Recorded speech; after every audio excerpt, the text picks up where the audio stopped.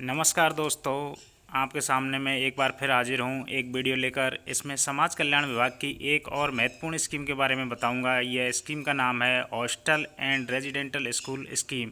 मतलब छात्रावास और आवासीय विद्यालयों में जो बच्चे पढ़ाई करते हैं उनकी योजना है, किस तरीके से एडमिशन होता है, किस किस को इसमें लाभ मिलता है, तो वो सारी जानकारी इस वीडियो के माध्यम से मिलेगी। तो इसकी ऑफिशियल वेबसाइट है sjrajasthan.government.in। इस पर जाकर आप देख सकते हैं, इसके बारे में पूरी जानकारी दी गई है सोशल जस्टिस एम्पावरमेंट डिपार्टमेंट द्वारा।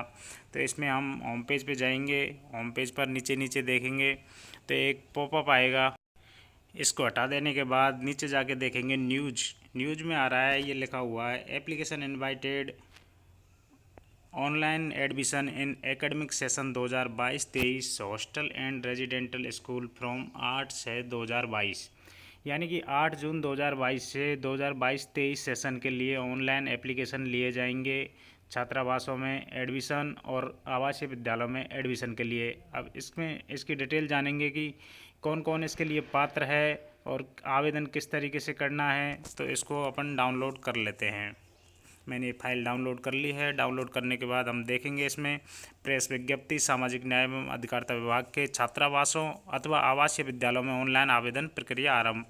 तो ये आप देख सकते हैं इसमें पीडीएफ के माध्यम से कि जो 8 जून 2022 से 22-23 सेशन के लिए ऑनलाइन आवेदन प्रक्रिया शुरू की जा रही है, जिसकी ऑफिशियल वेबसाइट sjrajasthan.government.in है, जिसका नया पोर्टल बनाया गया है HSMS। SSO ID लॉगिन करने के बाद आप उस पर जाओगे तो उसमें पोर्टल दिखेगा एक HSMS नाम से। तो यहाँ से ऑनलाइन आवेदन करना है। पहले SGMS पोर्टल से ऑनलाइन आवेदन करते थे, लेकिन अब नया पोर्टल है HSMS। इसके माध्यम से SSO ID द्वारा आवेदन करना है। तो इसमें प्रवेश हेतु पात्रता देख लेते हैं कि पात्र कौन कौन व्यक्ति है। तो पहला पॉइंट है, इसमें राजस्थान का मूल निवासी होना आवश्यक है। इसके अलावा आवासीय विद्यालयों में छात्रावासों में प्रवेश के लिए कक्षा 6 से 12 में अध्ययनरत छात्र छात्रा को प्रवेश दे है। मतलब कक्षा 6 से 12वीं तक के जो बच्चे हैं उनको ही आवासीय विद्यालय तथा छात्रावासों में प्रवेश दे है। इसमें लड़के लड़कियां दोनों के लिए अलग अलग छात्रावास बनाए गए हैं। Category wise SC ST OBC सभी के लिए अलग अलग छात्रावास बनाए गए हैं। अगला पॉइंट है, छात्र छात्रा का चरित्र प्रमाण पत्र विद्यालय के प्रधानाध्यापक द्वारा प्रमाणित होना आवश्यक है। अगला पॉइंट है, छात्रावास प्रवेश हेतु प्रथम वरीयता संबंधित वर्ग के BPL परिवार के छात्र छात्राओं को दी जाएगी। BPL परिवार के जो छात्र होंगे उनको उसमें वरीयता दी जाएगी। प्रवेश हेतु गत परीक्षा में 40% अंक अथवा इससे अधिक अंक प्राप्त होने पर ही प्रवेश दिया जाएगा। मतलब कम से कम 40% प्राप्तांक पिछली कक्षा में प्राप्त किए हों, ऐसे बच्चों को ही हॉस्टल और रेजिडेंटल स्कूल आवासीय विद्यालयों में एडमिशन दिया जाएगा। आवासीय विद्यालय क्या होते हैं कि वहाँ पे स्कूल भी होता है पढ़ने के लिए, रहने के लिए हॉस्टल भी होता है। उसी आवासीय विद्यालय के अंदर खाना पीना रहना सब कुछ फ्री रहता है उसमें। छात्र छात्रा के परिवार की वार्षिक आय 8 लाख से अधिक नहीं होनी चाहिए। अगर सरकारी कर्मचारी है तो लेवल 11 से नीचे उनकी इनकम होनी चाहिए। ऐसे परिवार के बच्चों को ही इसमें एडमिशन दिया जाता है। प्रवेश हेतु आवश्यक दस्तावेज क्या क्या हैं, तो इसमें जो मूल दस्तावेज होते हैं जैसे कि जन आधार, आधार कार्ड, बैंक डायरी, जाति मूल, आय प्रमाण पत्र, और कोई विशेष श्रेणी में आ रहा है तो विशेष श्रेणी के प्रमाण पत्र, माता पिता का मृत्यु प्रमाण पत्र, अगर अनाथ है तो विशेष योगजन है तो उसका विवरण, BPL में है तो BPL प्रमाण पत्र। तो ये सारे दस्तावेज आप इसमें देख सकते हैं। तो ये मूल दस्तावेज हैं, ये आवश्यक होते हैं ऑनलाइन एडमिशन के लिए। प्रवेश आवेदन करने की अंतिम तिथि 28 जुलाई 2022 नियत की गई है, फिक्स की गई है। 28 जुलाई 2022 तक ही आवेदन लिए जाएंगे। 8 जून 2022 से शुरू होकर 28 जुलाई 2022 तक इसमें एडमिशन लिए जाएंगे। तो छात्रावास में जो आवेदन आते हैं उनका किस तरीके से वरीयता क्रम रहेगा वो इसमें दे रखा है पहले ही, तो इसमें कोई कंफ्यूज ना हो इसलिए पहले इन्होंने स्पष्ट किया है कि पूर्व में जो आवासरत छात्र छात्रा हैं तो उनको सबसे पहले प्राथमिकता दी जाएगी। उसके बाद दूसरे नंबर पर देंगे जो कोरोना वैश्विक महामारी से अनाथ अथवा विधवा के पुत्र पुत्री हैं तो उनको प्राथमिकता दी जाएगी। तीसरा पॉइंट है, अनाथ छात्र छात्रा जो नॉर्मली अनाथ हो जाते हैं तो तीसरे नंबर पर उनको प्राथमिकता दी जाएगी। इसके अलावा विधवा परित्यक्ता स्वयं में है कोई तो उसको प्राथमिकता दी जाएगी। उसके बाद विशेष योगदान स्वयं में है तो उसको प्राथमिकता दी जाएगी। फिर छठे नंबर पे है विधवा परित्यक्ता के छात्र छात्रा, कोई विधवा या परित्यक्ता महिला है और उसके छात्र या छात्रा हैं तो उनको प्राथमिकता दी जाएगी छठे नंबर पे। सातवें नंबर पे विशेष योगदान परिवार के कोई बच्चे हैं तो उनको सहायता दी जाएगी। आठवें नंबर पे बीपीएल परिवार के छात्र छात्राओं को इसमें प्राथमिकता दी जाएगी। इसके अलावा फिर 8 लाख रुपए वार्षिक आय वाले परिवार को प्राथमिकता दी जाएगी। इस तरीके से ये प्राथमिकता का क्रम रहेगा। इसमें आगे देखते हैं, विशेष विवरण में दिया है कि 40% या अधिक अंक प्राप्त करने वालों को अवरोही क्रम में वरीयता अनुसार प्रवेश दिया जाएगा। मतलब जिनकी परसेंटेज ज़्यादा है उनको पहले एडमिशन दिया जाएगा, जिनकी परसेंटेज कम है उनको बाद में एडमिशन दिया जाएगा। तो इसमें ये पूरी जानकारी आप देख सकते हैं। और इसमें जो प्रथम सूची जारी होगी, एडमिशन की प्रथम सूची जारी होगी वो 1 जुलाई 2022 को जारी होगी, जबकि द्वितीय सूची होगी 15 जुलाई 2022 को, और तृतीय सूची होगी वो 29 जुलाई 2022 को होगी। मतलब जुलाई में ये प्रवेश प्रक्रिया पूर्ण कर ली जाएगी, यह सामाजिक न्याय एवं अधिकारिता विभाग की उम्मीद है।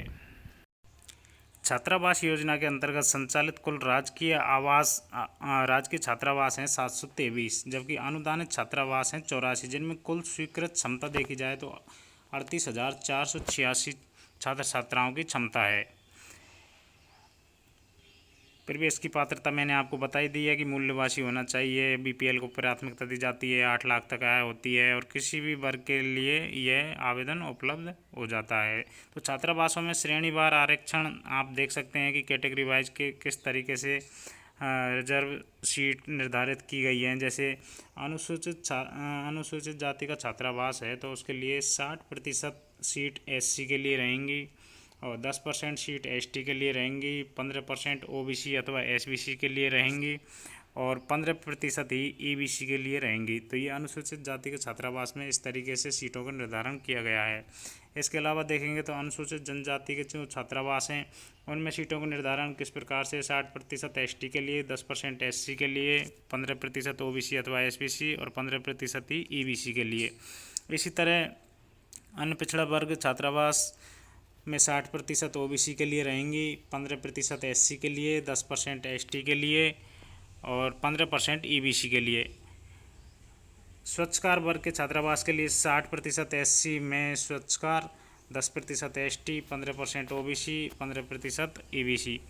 इसी तरह देवनारायण छात्रावास में 60% एसबीसी के लिए रहेंगी, 10% एससी के लिए, 5% एसटी के लिए, 15% ओबीसी के लिए और 10% ईबीसी के लिए रहेंगी।